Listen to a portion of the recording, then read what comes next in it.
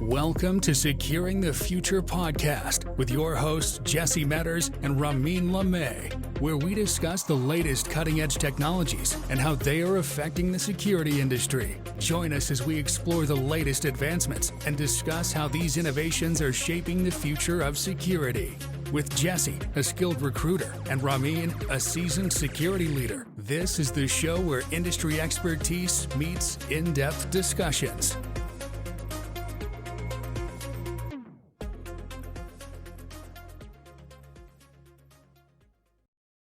Okay, guys, we're back for part 2 of episode 1, Securing the Future podcast. Here we go. I think one of the last questions we wanted to dive into on our full course meal here was, how is this impacting cybersecurity tools and vendors? And I think, Ramin, I'd probably want you to answer that question because I think that's a little near and dear to your heart in your experience as a leader, always evaluating tools. We can go back and forth because I do talk to vendors as well. But what are you seeing? What do you think is going to happen now to a lot of the tooling companies out there? Yeah, it's interesting to note the way the use cases evolve, right? So we're quickly seeing how bad actors are using the technology, even like the lazy developers, to now create code more faster, right? So we're seeing that adoption very quickly. And, I'm hearing nothing but positive things around how companies are benefiting from skill gaps in certain type of development and leveraging ChatGPT to create code, especially around like mobile code where you don't have a lot of specialty in these different technologies that are out there. I can now leverage a technology and capability like this to give me something, some kind of template that I can start with. So I think that what we're seeing on the malicious side with developers and even more customizing and tailoring attacks to organizations and to the data that is available, it's all, I would say, going they have a head start, for lack of a better term. What I want to see next is how security vendors and technology professionals start putting this into their products. And when I say put this into their product, I don't mean the machine learning aspect, right? If I'm baselining traffic in this manner, if it changes from X to Y, I'm going to detect an alert. I don't mean from that aspect. More towards actual defensive security, right? Imagine removing an action required by a person when a threat is detected. Can you leverage generative AI to combat an actual attack in real time? And can you ever give it that trust? Can you ever give it the trust and the judgment that it's going to make that call the right? And I think that's the challenge for the tool vendors out there. Can they leverage this in better monitoring? When you sit down and you're looking at a dashboard, you have your analysts, they're not looking at thousands of alerts. They're looking at one alert or two alerts. And those are the right alerts for them to look at. I remember my first job in security, I was a security analyst looking at a SIM and looking at alerts and setting them up and saying, what's the right thing for me to detect for protecting this company? And I'll tell you, it was overwhelming, right? The technologies at the time had a lot of capability out of the box, but they were never good enough at correlating data and looking at data across a period of time and telling you what's normal, what's not. So I think if vendors can start solving some of those use cases and remove the need for tuning tools and letting them tune themselves over a period of time based on normal and not normal type patterns, you're going to start adding a lot of value. And you have to think about it. Companies don't have one tool. They have dozens of tools, right? So they might have a network tool, a host-based tool. Even correlating these different type of hosts and data sources together is going to add a lot of value too. What do you Yeah. think in terms of what you're seeing, Jesse, in terms of skills? Like, where do you see that going? Yeah, it's a good question, man. Because, a lot of the skill sets are, have you used this specific tool and in what capacity? That is absolutely something that, is imperative in certain jobs. But one of the things I have learned is to find people who have got experience with similar tools, because most of the time the stack a company uses and the stack of experience and maybe that company just can't attract the person, or they can't pay for that person that they really want. So then you have to start looking at, okay, what tools are similar here and how can we find someone who has the experience?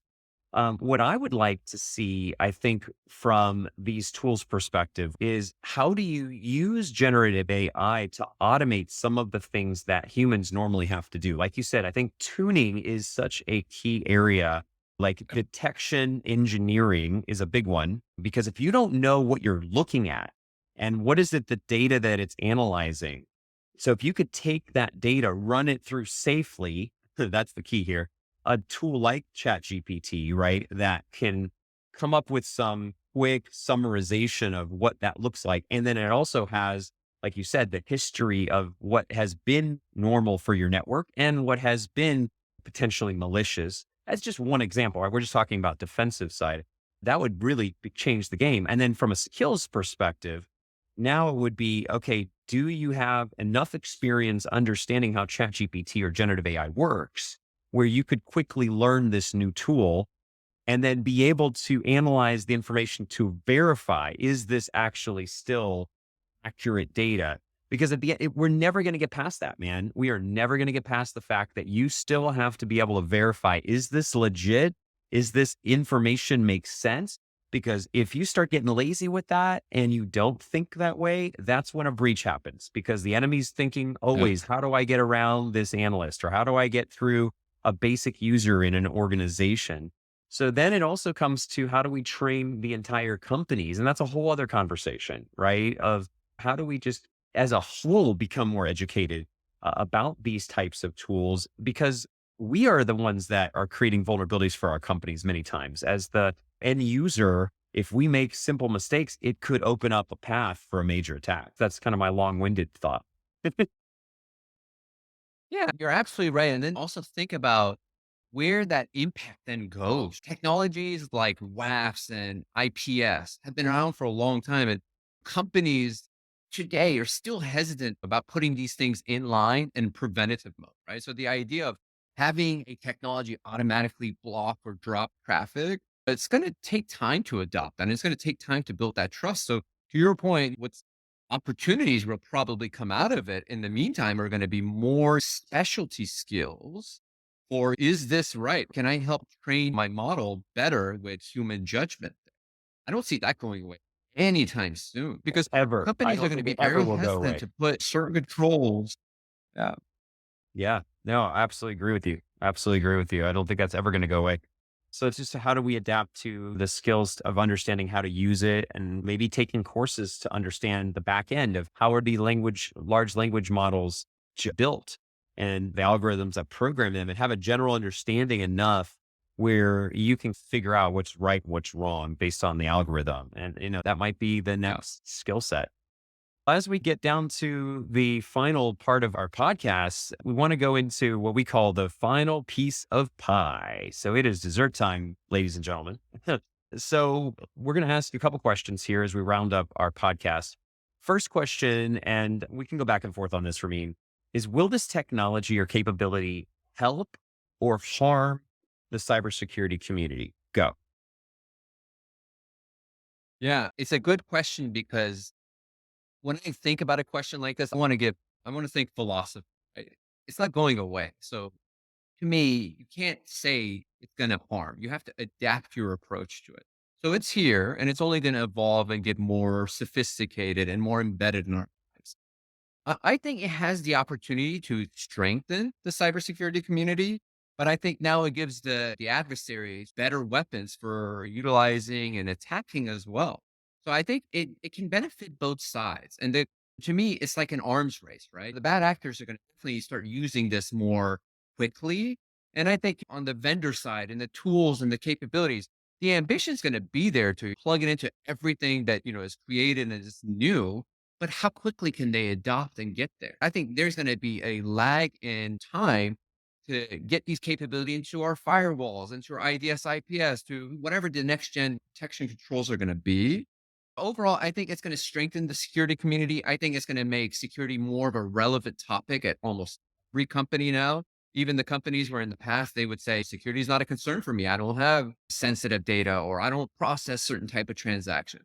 I think that now is going to start really challenging that, just like ransomware did, right? Ransomware made everyone security minded because guess what? If you get impacted, you're going to be financially having to make decisions there on what you do.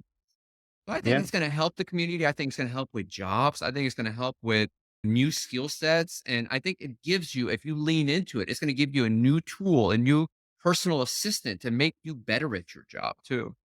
Yeah. No, What do I you think, agree. Jesse?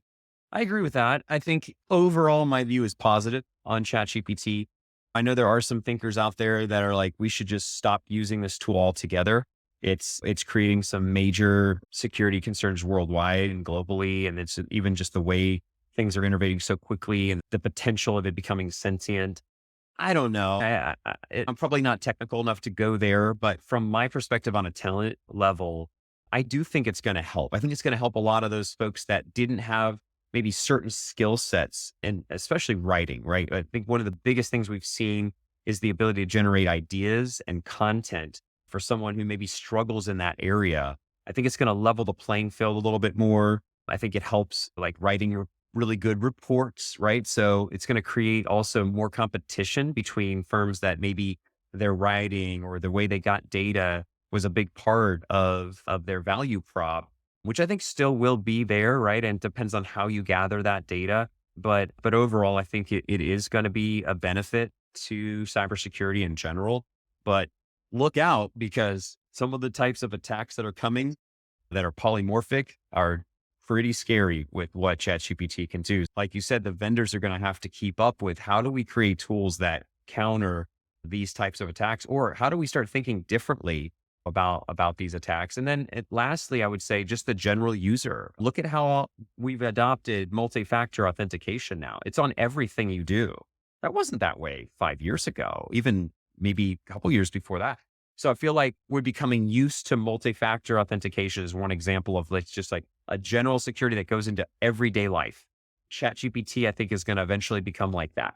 Everybody's going to know it. They're going to be using it, and they're going to have to understand how to secure whatever they're doing, their information, their home networks, their work, et cetera, from the threats that are there, and staying educated. So we have to evangelize trainings and getting that out there where the public can consume it in a very easy to understand way.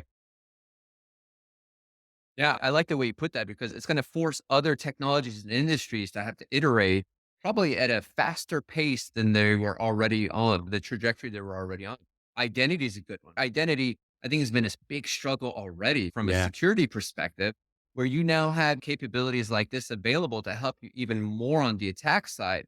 Is it going to iterate identity to its whatever next version is going to look like so that it's harder to compromise so simply with something like a password? Yeah. Next question to jump into. Should my company adopt this new technology or capability? I know a lot of companies have been looking at this and deciding where their stance are. Imagine you worked at a corporate company, Jesse. Would you recommend your company adapt to supporting it, or to say, like many companies out there, big companies out there, say, no, we're not going to allow this, right? We're going to block access to this type of capability for our users. It's a great question. I think it really depends on the business. Every case is a little different. The folks that I talk to that are more in like defense or military or coming from that background, or they're servicing that type of clientele, ChatGPT is a very high level concern, right? Because what if the wrong information gets put in there? That licensing around tools that are being built, patents, sensitive data for the government that should never be in any of the public's hands.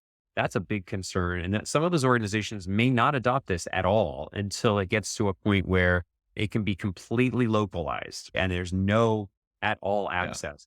And here's the other thing. When a tool comes out like this, right? This is OpenAI's product. Who's to say how many other companies are going to build a product just like it that does what it does, but they have a better way of securing the data and localizing it? Dude, that's what's next. That's what I see is going to be next. And when that happens, then I think it changes the whole way we think about it. Because now where ChatGPT has become like a term that we're all using, but it truly is one product in one company. How many other companies are going to innovate this and have their own version of a AI chatbot, if you will, that generates idea? We're seeing this with Google, with Bard. It's nowhere near what ChatGPT can do. And I think the simplicity of what it does is what makes it so attractive. But look out, that's coming next. And that I think will change the conversation in the future. That's my thought. Yeah, I like the way you look at it. I think that's where you and I have a complementary type of views. I think you're absolutely right. Certain organizations should absolutely not allow. And that's where they already have the controls to block something like this, and then they can contain data within their organization. Government entities are good examples there, right? They don't allow USB. They don't allow data outside the perimeter where you can actually maintain these type of other companies. Imagine like financial industries. They can't control and they can't control data like, right? Because their data is more cloud based. It's in cloud technologies today, where if a user, you didn't allow them on prem or through a VPN to use the capability, they'll use it at home, right? Their laptop might still have the data, or they might go to Yeah. Salesforce and get the data that they need, or they Yeah. might go to the source code repository. So it's hard to control when you don't have a traditional perimeter. So for those companies, I would recommend leaning in, saying, you know what, we're going to allow the usage of it, but just like anything else, we're going to train you on how to use it properly. Yeah. And I think Guardrails. that's where education really comes in, right? Just like anything else in the security industry with phishing, with ransomware, these are things that are not going away. So what, instead of thinking that we can completely block them, let's lean in and let's educate our users to be better users and still put in controls to help monitor. And to your point, these technologies are going to become more, I think, on-prem friendly in the future. Even OpenAI has mentioned they're going to offer an enterprise version where you can host it yourself at some point. Yeah. That's going to help even change the way your use cases are going to be set Totally. up. If you have your own instance of this in your environment or your company, you might be using it for a lot more than your typical use cases that you see people, putting to it today. So I think my summarizing it up is lean into it, find the balanced approach, be able to do it in a way that you can get the benefits from it and also reduce the risk as much as you can through education. Totally agree. Said, Ramin, I agree. I think in general, companies should lean in as well. It's just like any new technology. If you don't, you get left behind.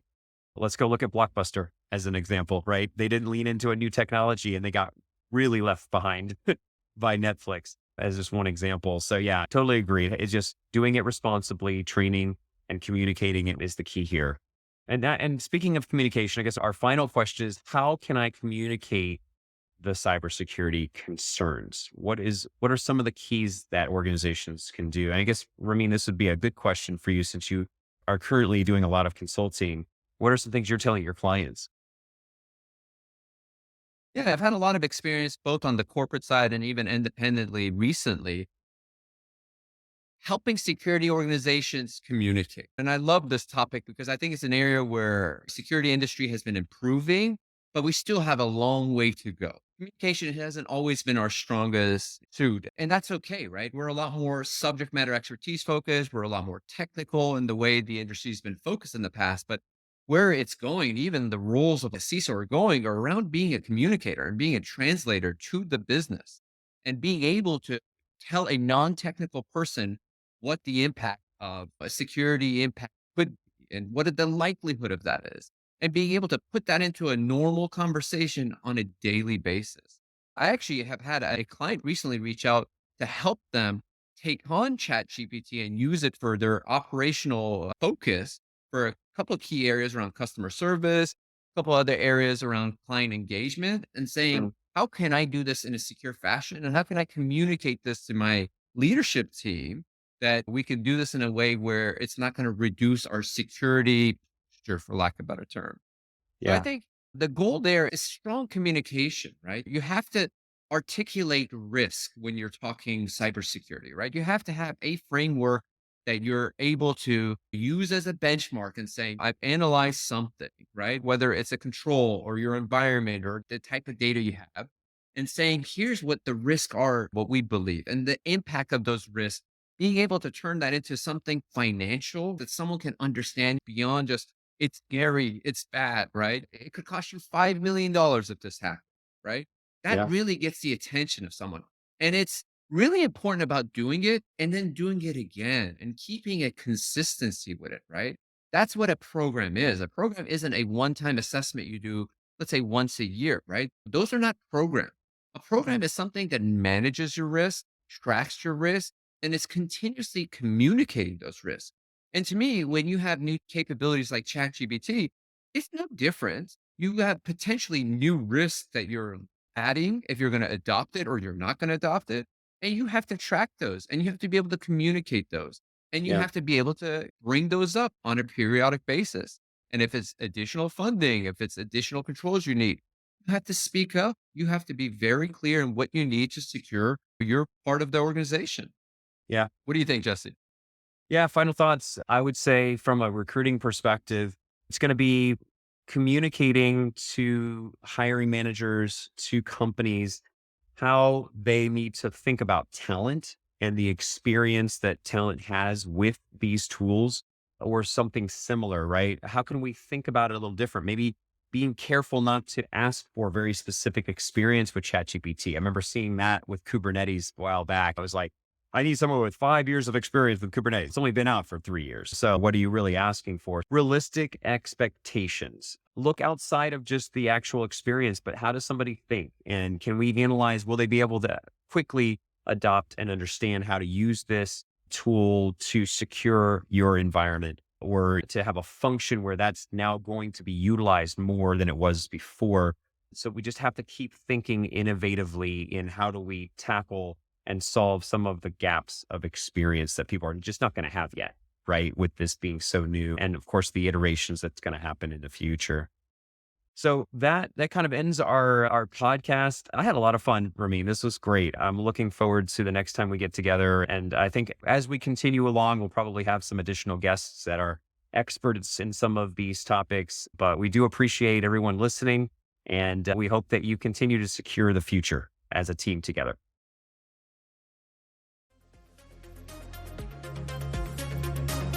Thanks for listening to this episode of Securing the Future podcast with your hosts, Jesse Metters and Ramin Lamay. If you enjoyed, make sure to hit subscribe and leave a rating.